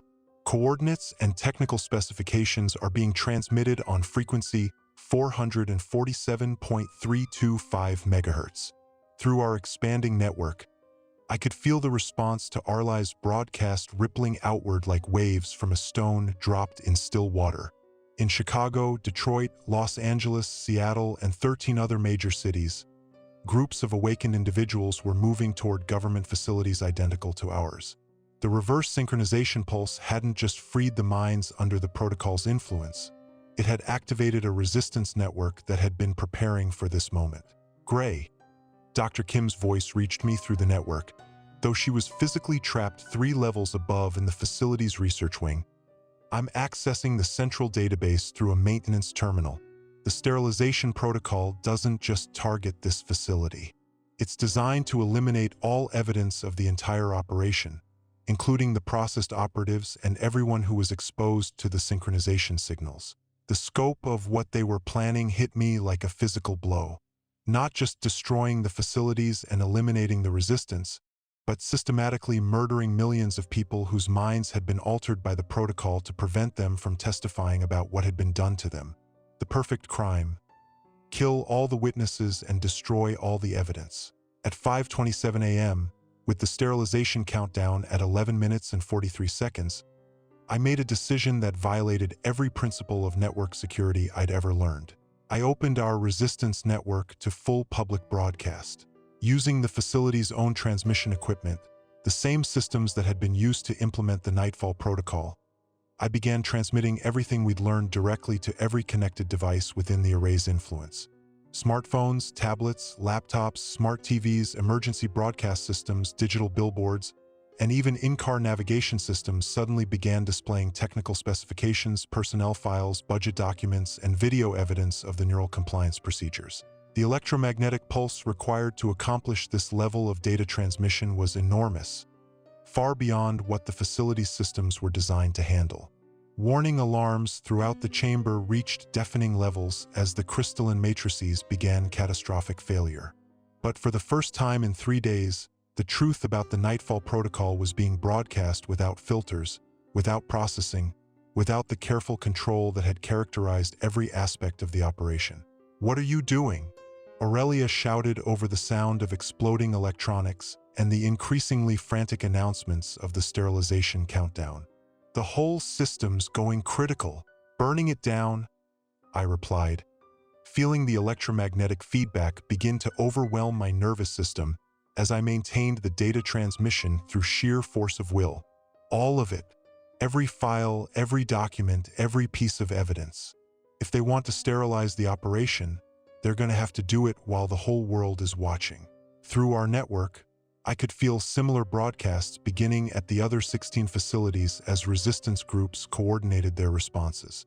In Los Angeles, a team led by Dr. Sarah Chun, a neuroscientist who had been investigating electromagnetic behavioral modification for the past 2 years, was transmitting detailed technical analysis of the synchronization procedures.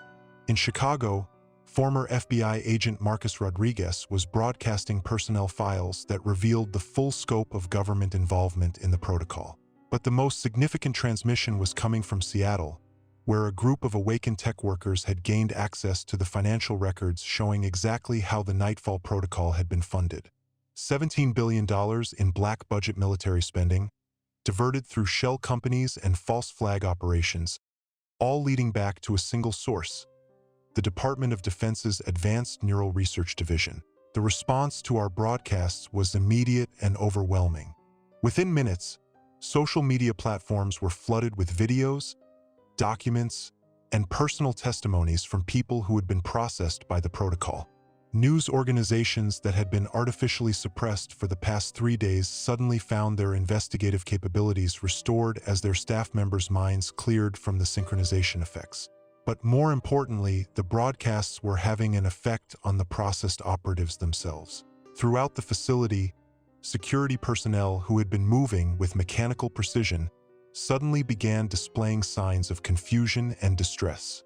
The electromagnetic interference from our transmissions was disrupting their artificial neural patterns, allowing fragments of their original personalities to reassert themselves. Keir Maddox, who had been coordinating the security response with emotionless efficiency, suddenly stopped in the middle of the transmission chamber and looked around with visible bewilderment.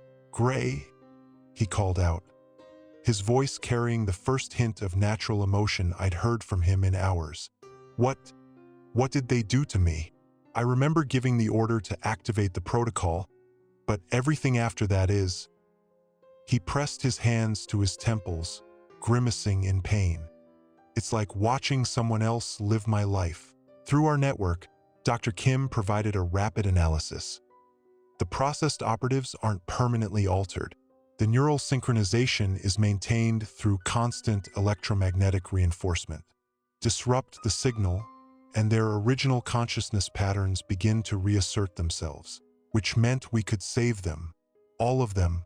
The thousands of government employees, military personnel, and civilian contractors who had been processed by the protocol weren't lost.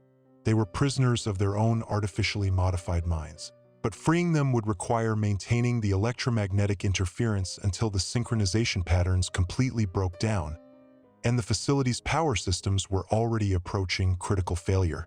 We had perhaps 3 minutes before total system collapse, and the sterilization protocol would activate in less than 8. At 5:31 a.m., as the transmission chamber filled with smoke from burning electronics and the facility's emergency systems announced critical containment failure in increasingly urgent tones, I felt something I hadn't experienced since the beginning of this nightmare. Hope. Not because we were winning, the sterilization protocol was still counting down, the facility was still sealed, and we were still trapped in a chamber that was rapidly becoming uninhabitable. But because through our network, I could feel the awakening of millions of minds that had been artificially constrained, and the coordinated response of resistance groups who had been preparing for this moment longer than any of us had realized.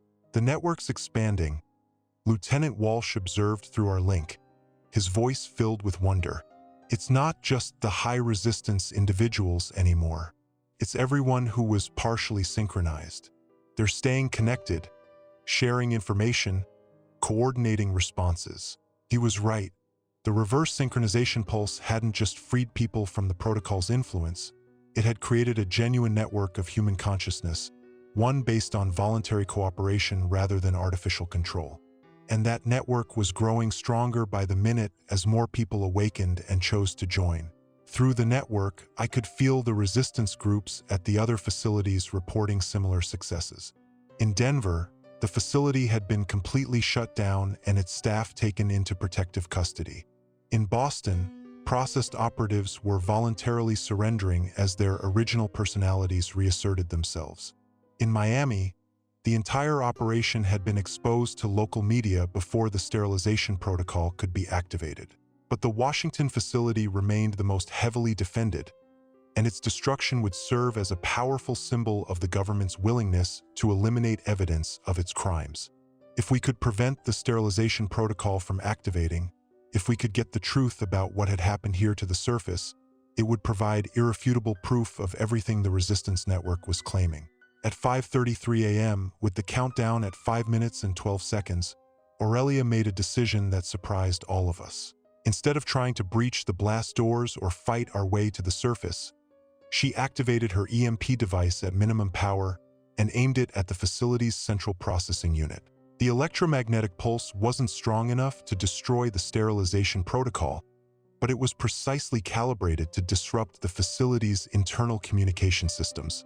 For 17 seconds, the chamber's blast doors lost their lock signals, the security systems went offline, and the processed operatives throughout the facility lost their coordination protocols.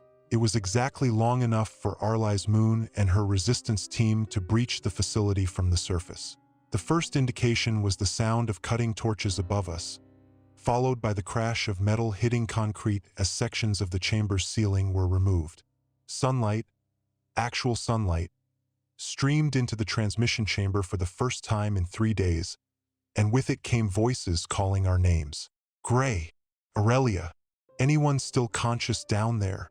Through our network, I felt the overwhelming relief of knowing we weren't alone, we weren't forgotten, and most importantly, we weren't going to die in a government cover-up operation. But the sterilization countdown continued. 3 minutes and 47 seconds. Less than 4 minutes to evacuate a facility that extended 12 levels underground, most of which were still sealed by blast doors and defended by processed operatives whose programming was slowly reasserting itself as the electromagnetic interference faded. As Arlies' team lowered rescue equipment into the chamber, I made one final modification to the facility's systems. Using the last of my electromagnetic interface capability, I triggered a manual override of the sterilization protocol, not to prevent it from activating, but to change its target parameters. Instead of sterilizing the entire facility and everyone in it, the protocol would now target only the electronic systems. The servers containing the classified data, the transmission equipment used to implement the protocol, and the electromagnetic field generators that had made the whole operation possible. The evidence would be destroyed, but the people would survive. At 5:37 a.m., as Arlies pulled me through the hole in the chamber's ceiling and into the morning sunlight, I heard the sterilization protocol activate with a sound like thunder rolling through the earth beneath us. Behind us, the Nightfall protocol facility collapsed into itself, its 12 underground levels pancaking downward in a carefully controlled demolition that left nothing but a crater where one of the government's most classified operations had been housed. But by then, the truth was already spreading across the awakened network faster than any government agency could contain it. The Nightfall protocol was over. The resistance had won. And for the first time in 3 days, the future looked like something worth fighting for. End journal entry. Encryption level. Public. Auto backup. Complete. Network distribution. Global.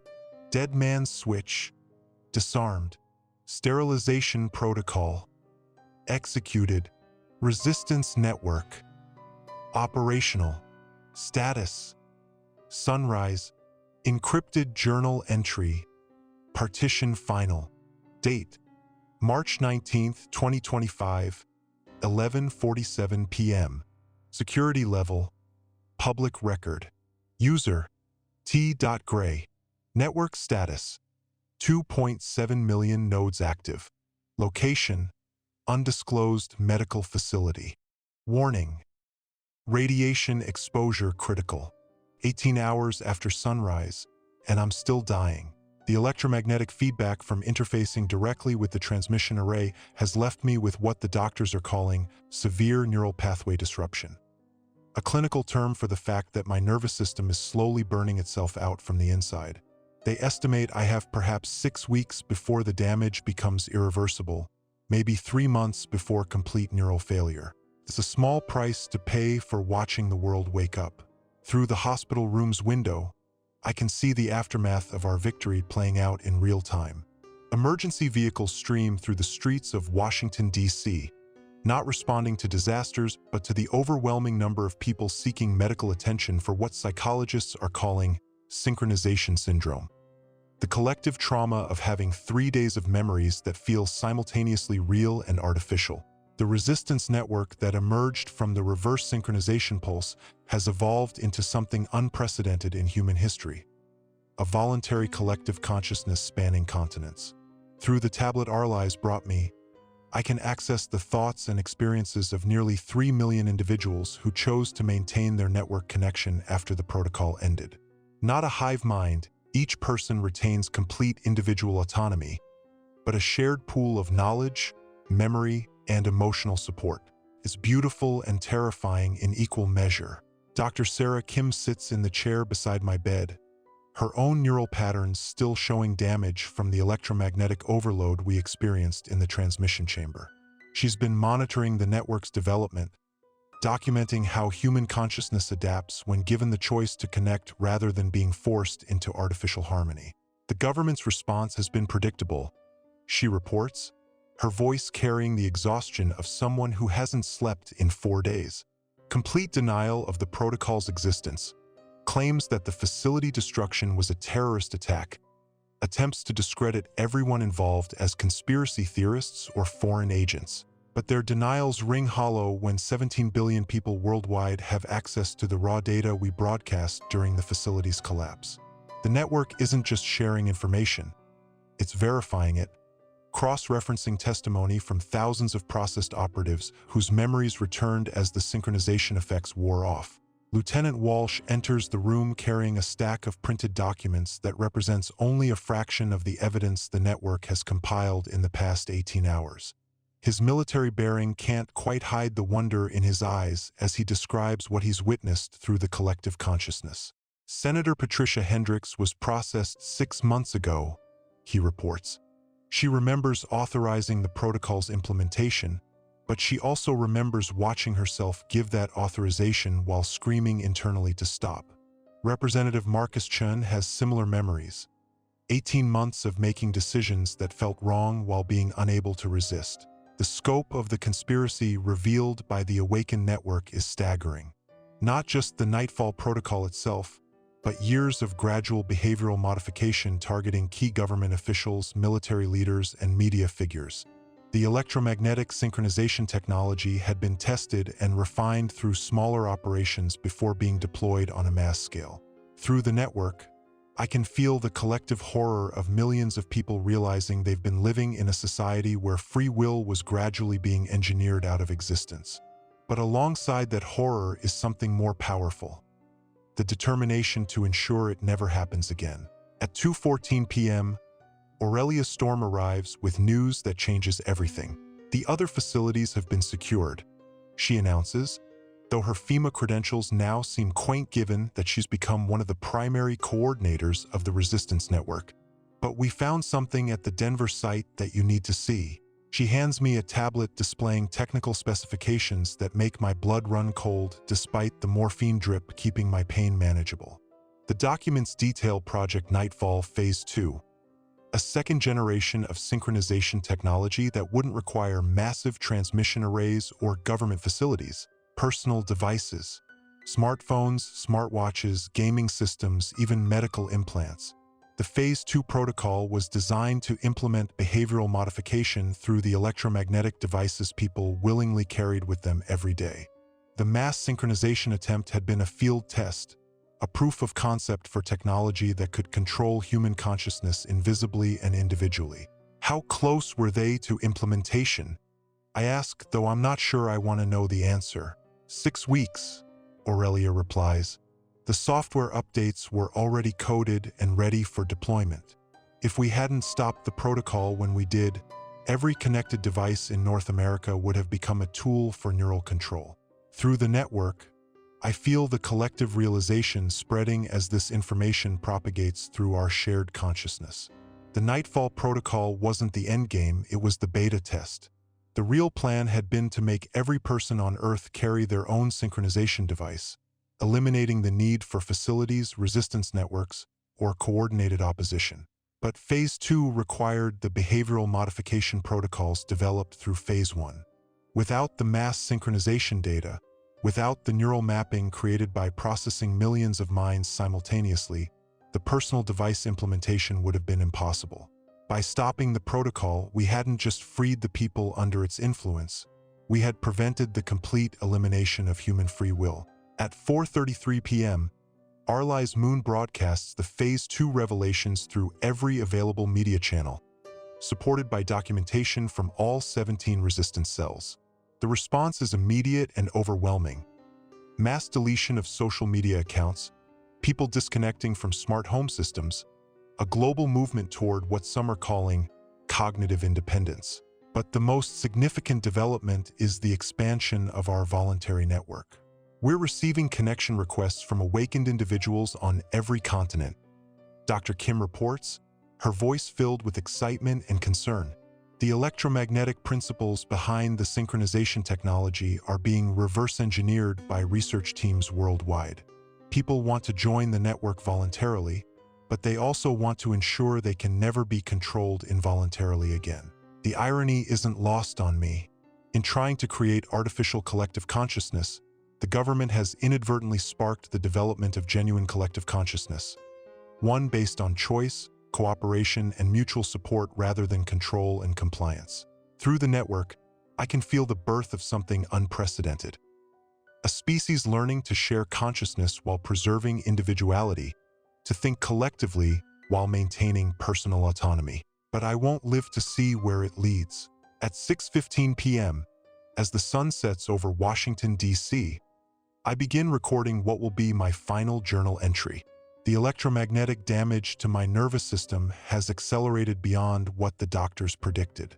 I have perhaps days rather than weeks, and I want to ensure my experiences survive even if I don't. This is Theron Gray, former NSA analyst, former government contractor, current member of the North American Resistance Network. Today is March 19th, 2025, and I am recording this message for future generations who may face similar threats to human consciousness. Through the network, I can feel millions of people listening as I speak, not just hearing my words but experiencing my memories, my fears, my hopes for a future I won't see. The Nightfall protocol has been defeated, but the technology behind it still exists. The temptation to control human consciousness will always exist as long as those in power fear the chaos of free will. You must remain vigilant. You must protect your ability to think independently, to question authority, to resist when resistance is necessary. I pause, feeling the electromagnetic patterns of my dying nervous system creating one last interface with the network that has become humanity's defense against future attempts at mass control. But more importantly, you must remember that consciousness is not a zero-sum game. Sharing thoughts, experiences, and perspectives doesn't diminish individual identity. It enhances it.